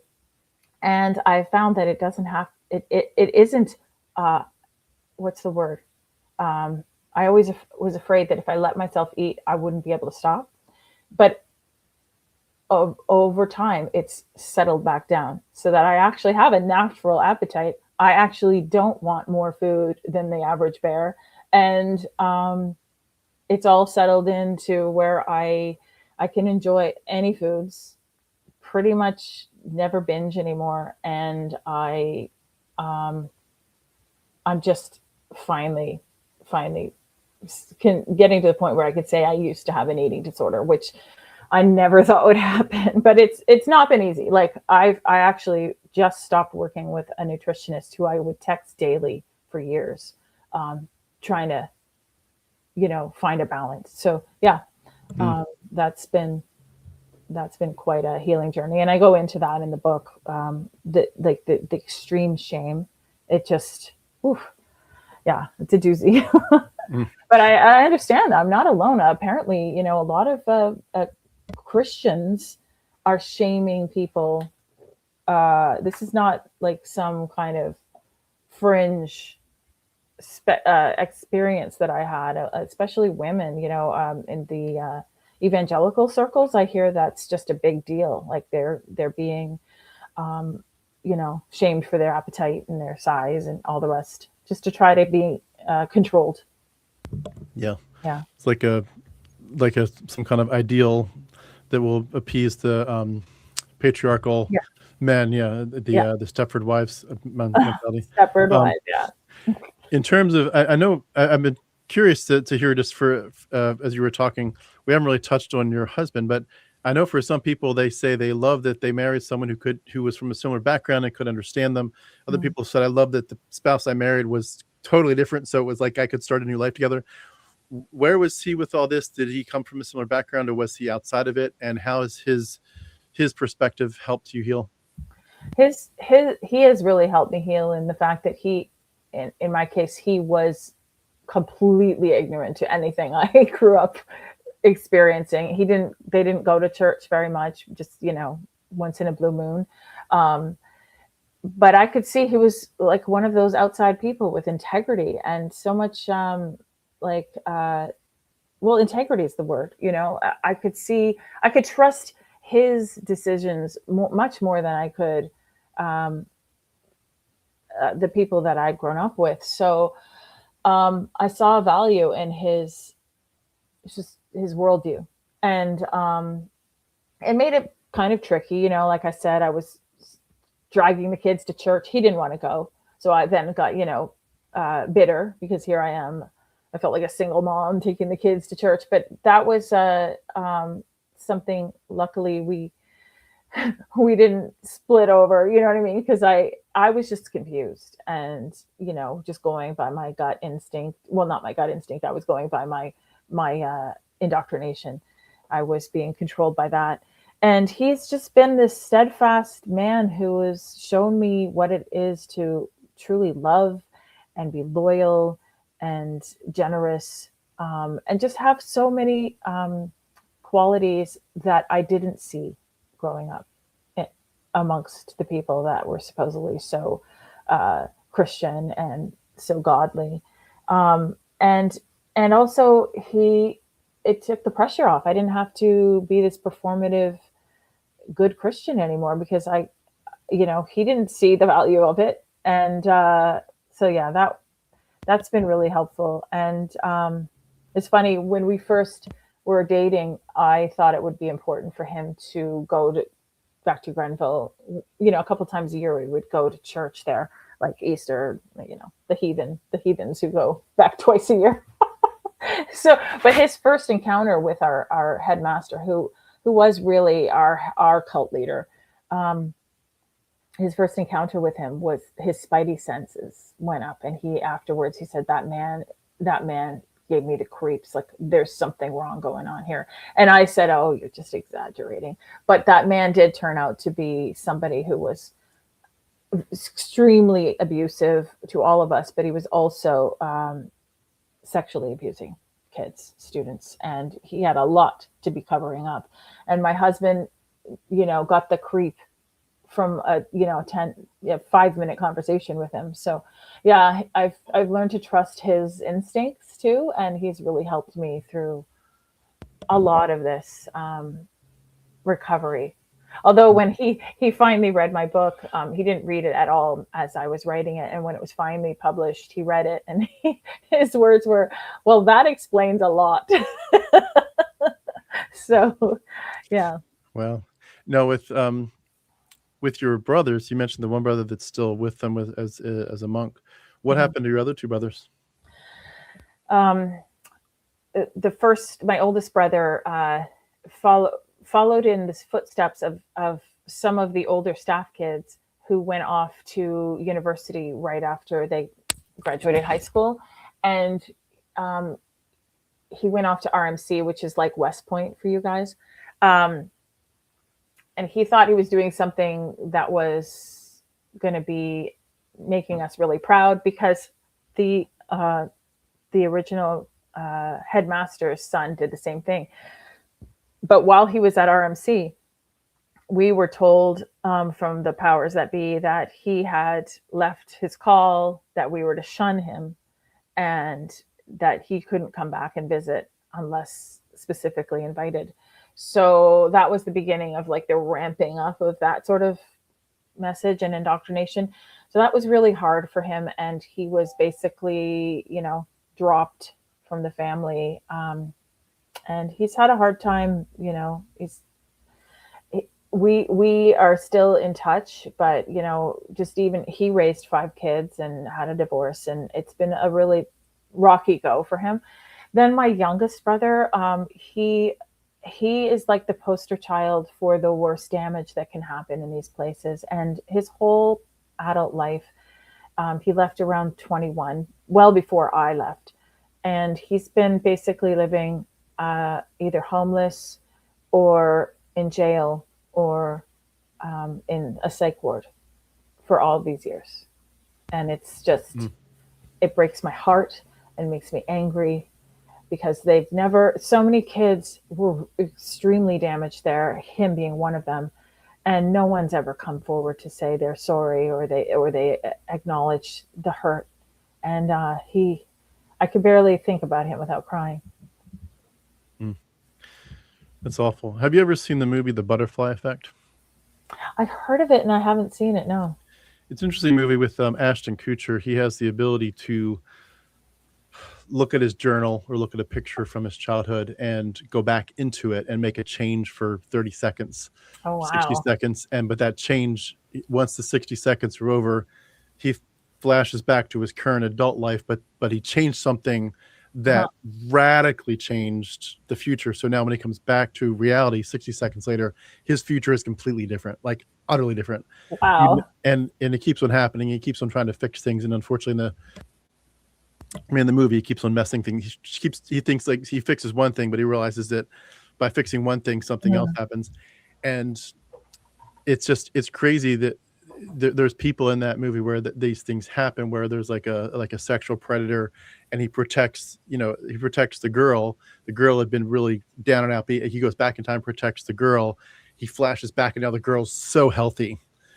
She never went through it. But then the girl's brother, because he was left, he ended up getting all of it. So now he's this sort of like the brother character, in your life, whereas like he's now this down and out guy that's just an alcoholic. And it breaks your heart to think what it would take to go back, and you just wish so much you could undo this damage and go back and fix the past. And that is truly heartbreaking. Do you feel like there's any hope that he will get the help that he needs? Well, yes and no. It's just been one sad situation after another. But when we finally won the lawsuit, and then we went through the whole several years of figuring out how damages would play out, he was able to get a cash settlement, which was difficult because somebody who's in jail, he was in jail at the time, we had to file the last claims. And one thing you'd had to have for the claim was you had to have ID. He doesn't have ID. He loses it all the time on the streets, and he didn't have ID. He didn't have an address. So we went through a lot of hoops to, get a lawyer into the jail, get my parents involved. And we were able to get him the chunk of money that he deserved under the lawsuit. So he's actually been, and we were afraid he might spend it really fast, because that why wouldn't he? He hasn't. He's having it invested. So I still have hope. He's right now kind of a little more stable. He's been out of jail for 6 months, and I continue to try to have hope. But another thing that I guess I'll just share is, as far as hope goes, I was told not to publish my book because the community of Jesus is so litigious and they're so wealthy and they don't want whistleblowers. The leader of our lawsuit told me I should make my book fiction and change all the names. And that just broke my heart. I was like, I can't do that. I just couldn't see the point. Anyway, she helped me find a defamation lawyer, and I talked to that lawyer and made a plan, and I went ahead and published the book with no names changed. And because that was really important to me, because it wasn't just my story. I was representing hundreds of people. Anyway, long story short, the book's been out for a year. I have not been sued. And even better, there's a new podcast that sprung up since my book came out in Cape Cod, where a lot of people are coming forward with their stories. And now the local community around the cult is starting to pay attention, and they're doing walks for truth, like protests. And it's just like the whole story is coming out and people are starting to really get some healing. And I guess my point is that I'm bringing this up because that gives me hope. It gives me hope in the story of the power of stories. And if, a few stories can start an avalanche, and that's what your job is with your channel. And the more of us who are telling what we've been through and how a religion can be so damaging, it does give me hope for people's, healing. So yeah, that's where I have hope. So well said. And I love it. I've loved that quote. I don't know who first said it, but the idea that your story becomes someone else's survival manual is really true. It's really true. I love that. I wanted to switch gears if it's okay. I want to ask a question, but I'm not going to have you answer it yet. I'm going to go to the comments. Yeah. But I want to give you some time to think about it. And then also, if there's anything else after that you want to sort of use as a last word to wrap us up. But by the way, I just want to mention, I forget if I mentioned this before, but there's a few links beneath this video. Beth's got a website, as well as, of course, the link to her Amazon page. But please do feel free to reach out there, connect with her, check out her great stuff. But the question I wanted to ask you to think about is, if you could go back in time and you could have two conversations, one with your young childhood self, right around the time that your parents are about to be sort of separated from you, maybe in that month. And also a conversation, if you could have in that month, not with yourself, but with your parents, what would you go back in time and say? And that's my question. So we're going to slip to the side here and do the comments real quick. And again, Beth, if you do want to jump in on any of these, feel free. I'll just go through some of them quickly. A lot of them will just be like, people making quick comments. But if you want to respond to any of these, do feel free. Let's see here. Alex says, hi. Thank you so much, Alex, for joining us. Really appreciate it. Susanna in Scotland, thanks so much for being here. Appreciate it. And thank you for sharing. I love that. Yummy cookies with a message. Yep. Looking forward to learning to enjoy life. Yep. Sue says, we love you, Beth. And Brad says, it's been the practice of all Christian commentators on the Bible and of all Christian priests and preachers to impose the Bible on the world as a mass of truth and as the word of God. They have disputed and wrangled and have anathematized each other about the supposable meaning of each particular parts and passages therein. One has said and insisted that such a passage meant such a thing, another that it meant directly the contrary, and a third that it meant neither one nor the other, but something different from both. And this they have called understanding the Bible. It looks like he's quoting Thomas Paine from The Age of Reason. Yeah. That's cool. So true. It's amazing. Yeah. There's so many denominations and interpretations. And it's amazing too how I remember as a Christian, so many times when I would come across like a video or a podcast or preacher where somebody would kind of give this idea of like, I grew up in a Christian home and I grew up in this, but it wasn't until I learned this secret that it all came together. And you kind of like get on that bandwagon for a while, and then you hear someone else say something else. For example, I remember getting exposed to Messianic Christians, where it's all about doing the seders and following along with the ancient Jewish calendar and jubilees and all this. Like, it's all about that. Like, that's where Jesus was a Jew. He wasn't a Gentile. He was a Jew. So do it Jewish Christianity in a Jewish way. And we did the Seder meals and that's crazy. And everybody, and then for me it was Calvinism. At the end, it's if you don't do it, if you don't understand the sovereignty of God and all that, you don't understand God, and you just go from one thing to the other, and it's like you're chasing the next bandwagon until you feel like you're at a pinnacle. Susanna says, I'm truly horrified by what I've heard so far. I think we all are. Dean says, all the parents had to submit to the cult and child removal was normalized. Yes. So sad. Mark, also in the UK, says hi. Hey, Mark, great to see you. Jade says, wow, the relationship with God aspects reminds me a lot of my cult church I was in. Yeah, it's crazy that so many of us, and I don't think that my church would have been considered a cult in a sense, but I now consider them all cults, but it really, it's variations and differences of extremes, but it's all the same sense in one sense.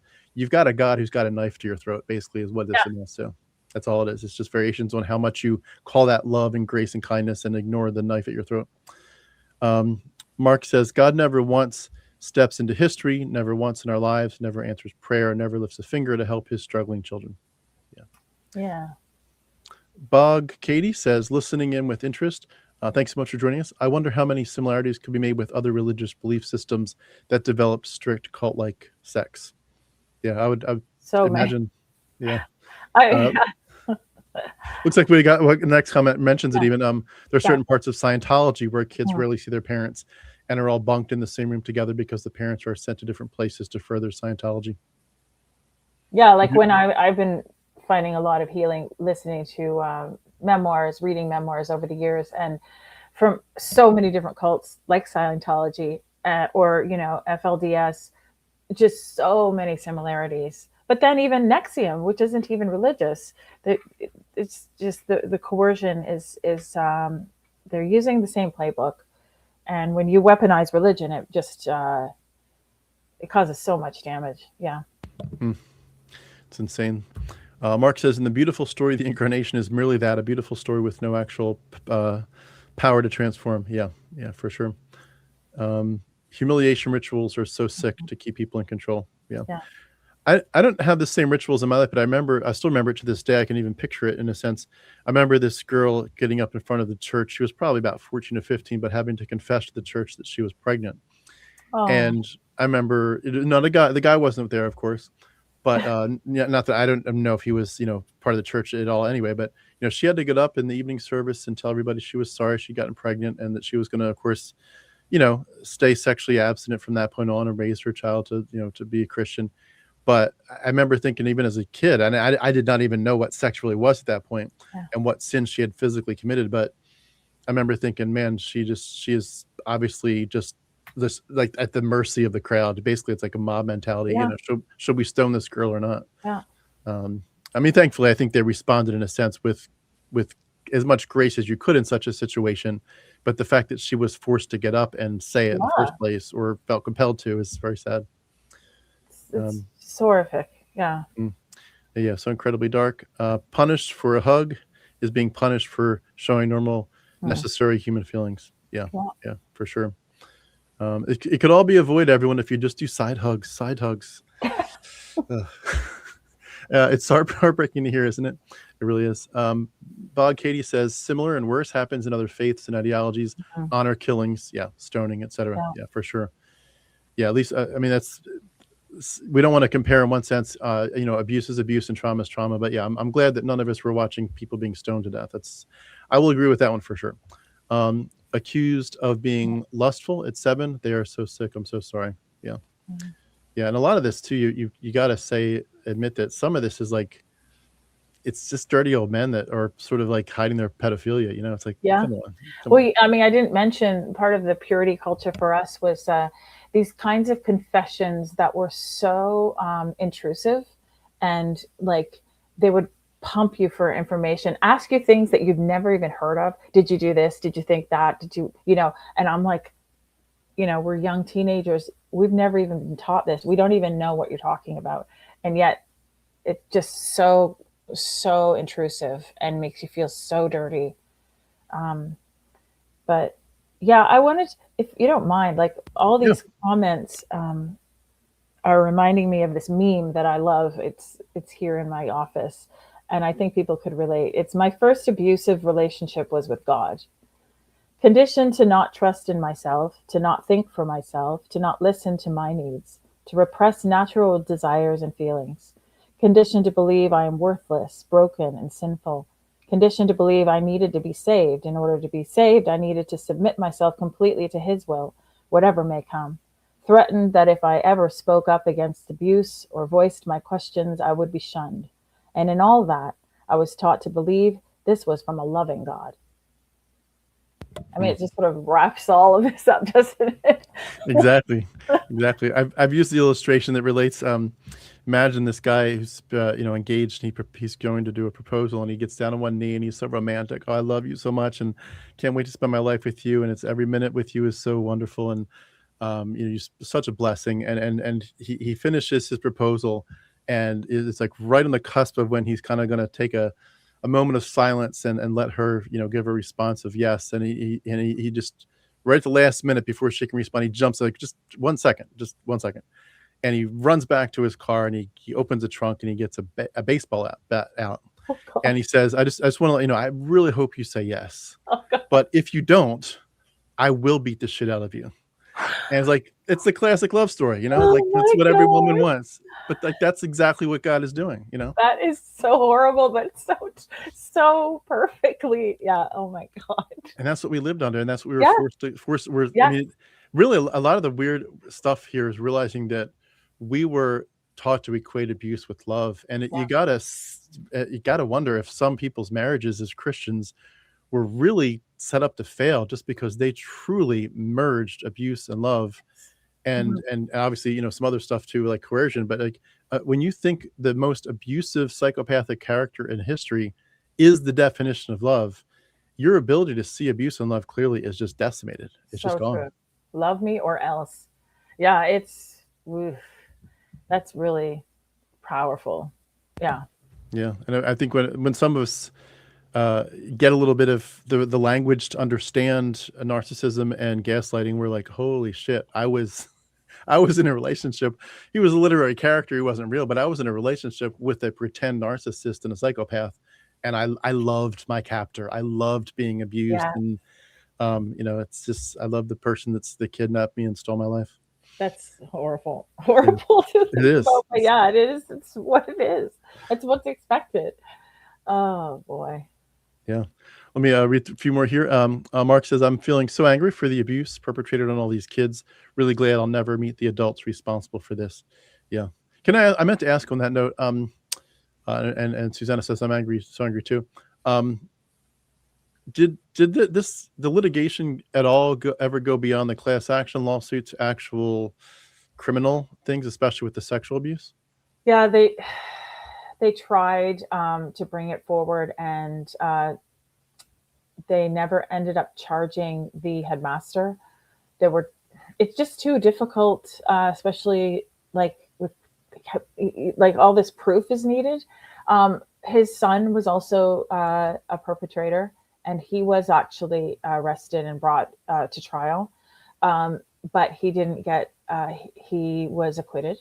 Um, you have to have beyond a shadow of a doubt proof, and actually that was a really difficult, tragic process for the his victims.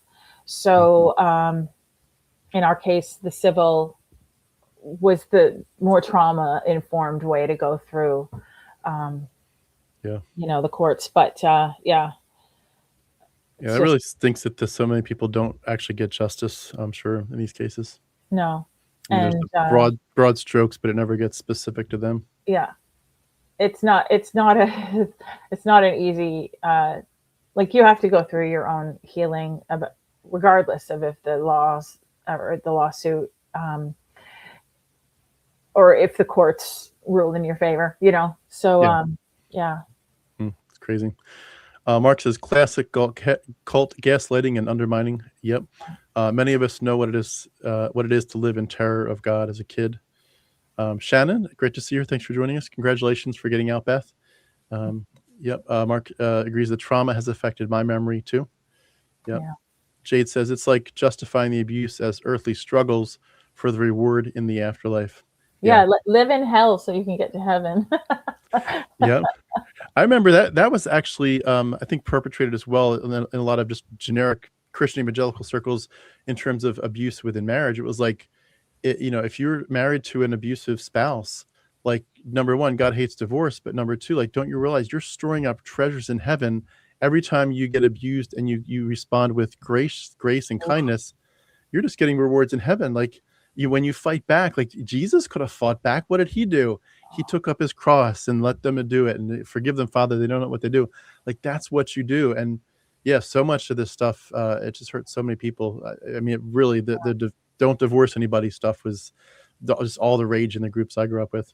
That's so abusive and so cruel.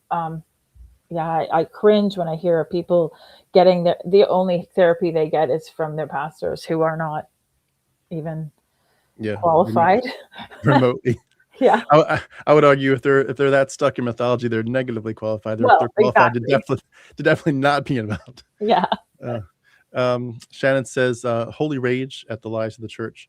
Yeah. Talking about your parents, miserable parents, gravely concerned, entirely pathetic. Yeah. So much of it really is. Having anger against such is a narcissism and abuse is showing a healthy spiritedness. Anger against BS and abuse is healthy spirited response. Yep. My miserable parents have been gravely concerned about me all my life.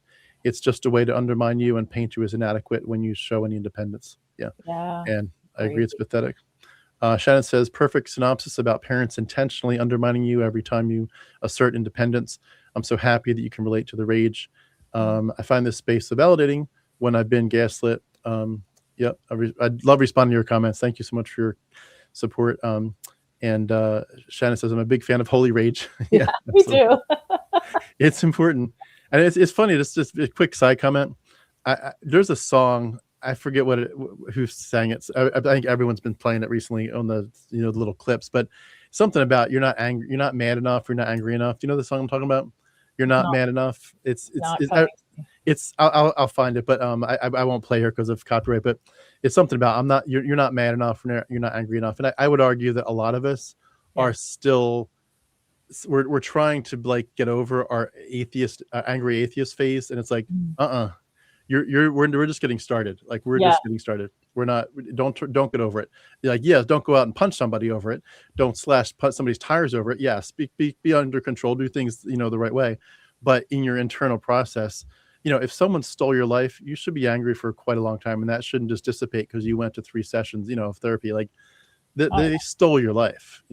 Where you should never forgive someone that kidnapped you, or should never forgive a rapist. There's no forgiveness, and it's like, I know some of these are our parents, so we kind of have to, but at the same time, like, come on, you stole my life. Yeah. I don't know, it's crazy, but Shannon says it's wild how parents can be so. I missed one. Mark says holy rage is a liberating emotion, an engine to set us free, and it's wild how parents can be so deliberately disempowering, just like the church. Yeah. Mark says, I remember hiding my hurt, anger, and frustration as a young person. It's much healthier to identify the target and channel the anger into truth-seeking and building self-respect. It's been a double whammy from parents and church at the same time. Margaret says, so relatable. I danced around the Santa lie for 3 days when my daughter saw through it at age 5. Truth is best. Yeah. That's awesome. And Elf on the Shelf. Yes. Oh, God, that was so punitive. Exactly. Shannon says our culture is punitive based on church principles. I'm training as an addictions counselor with people on probation and parole. It's great getting to help these people. That's so awesome. Scott says one of the worst things we do as a society is lie to our children. I do not participate in Santa Claus, Tooth Fairy, Easter Bunny with my children because of my religious trauma. Yeah, fair. That's actually healthy. I wish I had known before I got them started. That's awesome. Mark says, Shannon, it's so meaningful to become part of helping others get free. My parents didn't deliver us the Tooth Fairy and Santa were true because they wanted us to know the Christian message was different, than it was true. I think loads of people in prison and reform school are simply folks who were neglected and abused, and society punishes the most vulnerable. Our society takes its values from Christianity. This is a problem. Mark expressing sorrow for your brother. It's really sad. I'm not sure if Mark's referring to you, Beth, or Shanna, but perhaps both. Yeah, here he is. Another comment to your brother, Beth. Thank you, Mark, for your encouragement. Dawn says, sending love. Sue says, powerful book and highly recommended, especially the audiobook. Beth narrates, and it is so moving. Thanks. That's awesome. And anyone that wants to check the book out, the link's beneath this video. Linda says, I live in Los Angeles. Scientologists don't like it when they've tried to sell me Dianetics only for me to tear it apart and walk off. Awesome. Awesome. Marriages in my Methodist family have lasted decades. Methodism doesn't teach God hates divorce. I mean, that's great if people can. I mean, marriage is lasting is obviously the ideal, and obviously not being shamed when the occasion comes when you do have to leave because of abuse is also the ideal. But well, I appreciate the comments. If anyone has any final comments, they do take a 30 to 60 seconds, I think, to pop up on my side. So if you have any final comments for Beth or me, feel free to put them in. But we're going to bring it to a close by asking Beth, what would you say if you could have a conversation with your 4 or 5-year-old self, and if you could go back at that time to your 4 or 5-year-old self and talk to your parents as well? Yeah. I mean, the only thing that comes to me is I would want, like, I think one of the ways I ended the book, one of the ways I ended the book was to say, like, I wonder what would have happened if someone would have come in, someone from the outside, some loving relative or someone I could trust came in to give me the opposite messaging, like to tell me that it wasn't a sin to love me. I'd want someone to tell me that. I want myself to tell me that, or somebody that I could trust, or that, that I wasn't doomed to hell, or that my parents weren't sinners because of their idolatry, or that, I wasn't bringing the school down, for my sin. I'd love to tell myself that. The only thing is, I don't know that I would believe anyone saying those things to me, because when you indoctrinate a kid from the get-go, they don't trust outsiders. They're taught not to. Those people are from the devil. They're not God's anointed. And so I often wonder, what if someone had been loving to me and told me the opposite of the terrible messages? I would like to think that would have made a difference. It might have made all the difference. But also, I know the very real truth that I said is, once you're indoctrinated, you are closed off to hearing the good news and the truth from whatever source it comes. And many of us just have to find our freedom the hard way. And as we all know, it takes years and years and years to indoctrinate yourself, to dismantle all of that. And so yeah, I guess I could have used a lot more love, is all I'm saying. Like, yeah. So I would love to do that for myself if I could, just shower me with love. Yeah. It's amazing how many of us, I think, when we really escape Christianity and move on, we're really doing the shadow work and just trying, that we really realize that there's the messages of you're worthless, you're unlovable. They have gone so deep. And I think, honestly, some of them they're truly messing up our relationships with people, like where people, they want love in one sense, but they're truly making themselves unlovable, or trying to pull so much love out of everyone else. Like, please, it's like they wouldn't say it, but they're basically saying, please love me, please. Yeah. Someone please love me, because I can't love myself anymore. Yeah. And when you realize that that's what we're all doing in some ways, it's like, wow, this thing really messed us up. And it's, in some ways, the journey is to love ourselves, I think, but also, in some ways to know ourselves, because you can't really love yourself if you don't know yourself well. And in many ways, our identity was so stolen from us that you have to relearn who you are and then learn to love that person. And it's such a journey, but it's a privilege.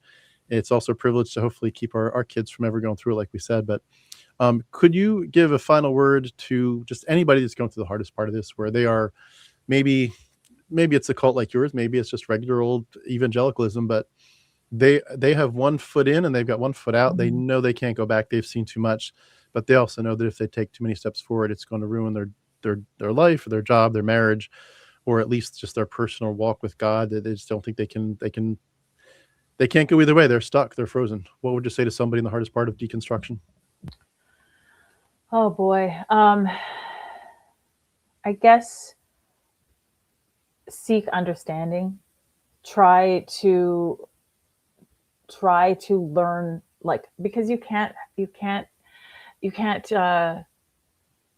save yourself or recover until you start to understand what happened to you. And so, like, reading memoirs, podcasts, just keep searching out, like, people's stories are hugely helpful. And recognize that you are going to be, like, what you need most is your own compassion to yourself and your own, like, a ton of patience, because this is really deep, difficult work. And if you are considering leaving an abusive group or belief system, you will be entering into a period of your life where you're going to be in survival mode. So just maybe you won't have the ability or the safety, this feeling of safety, to even do the recovery work until you can find your feet. So, like, that whole, like, yeah, I guess it's just, what I'm saying is, you need patience and a lot of self-compassion. And then sooner or later, you will tap into your intuition. And actually, if you're having doubts, that's your intuition, and it's speaking on loudspeaker. So tune into it and don't be afraid of it. If you're feeling confusion, doubt, questioning, that is so important, and you need to pay attention to it. And I guess the main thing is give yourself so much patience, because this recovery can take a lifetime, and there's no rushing through it. Yeah. So I guess also, you're in the right place. If you're listening to stories like this, you're on the right path, and it will come. The universe is, I found, I don't believe in God, but I like to believe that there's a universe out there that wants the best for us. And it is, our intuition is tied into it. And we have everything we need in that way. So yeah, hope that helps. That's beautiful. Yeah, I love that. And I love too that encouraging people to listen to stories, because there's a lot of us that have been through it, and we're not perfect, and we're not fully healed in any sense. We're still going through it, but we've been through it long enough. I've been out for 6-7 years now. We're getting grounded. We're getting to a point where it doesn't sting as much, and we're able to just pretty much say our focus is now on the people that are currently going through the hardest part, and just to say, we really do care. We really do love you all. And please don't go through this alone. Number one, of course, get therapy if you can, real therapy, not religious therapy, but real therapy. But also, you need people. We need people to build us up. Don't go through it alone. You don't have to. But in terms of your book, can I ask, what do you have any big projects on the radar for the next few years? Do you have any other books or anything else that we should be on the lookout for?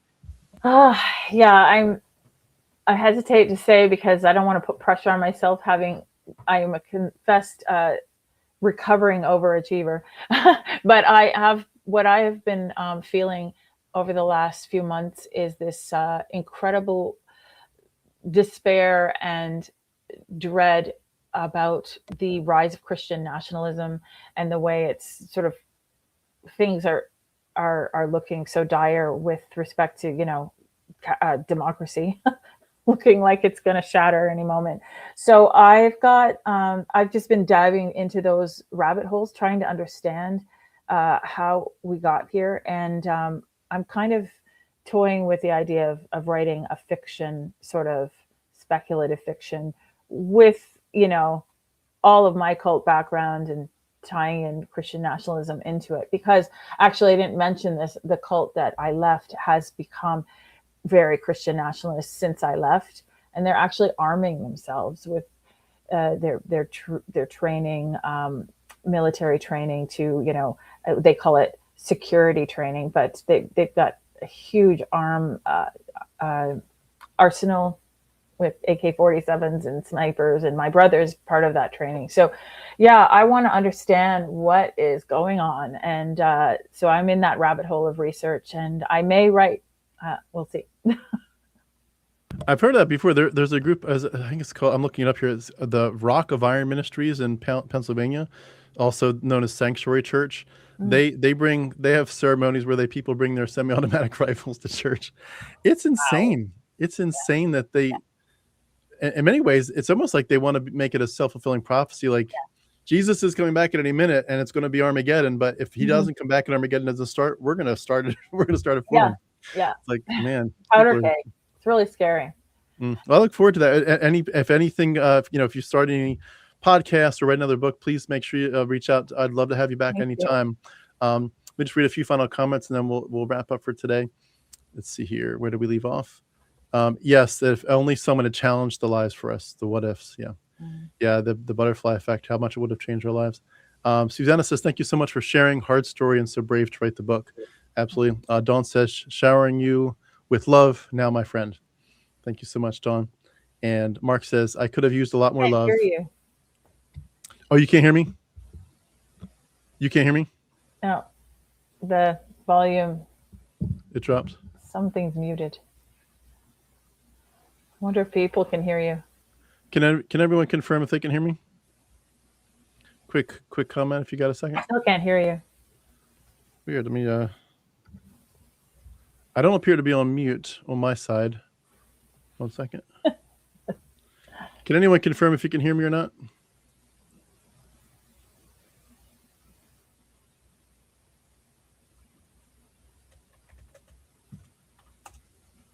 Just 1 second here. Okay, Shannon says you can hear me. Okay.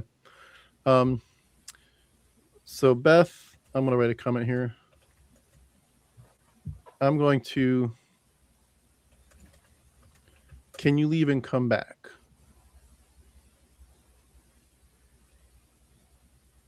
Can you see that? Can you leave and come back real quick?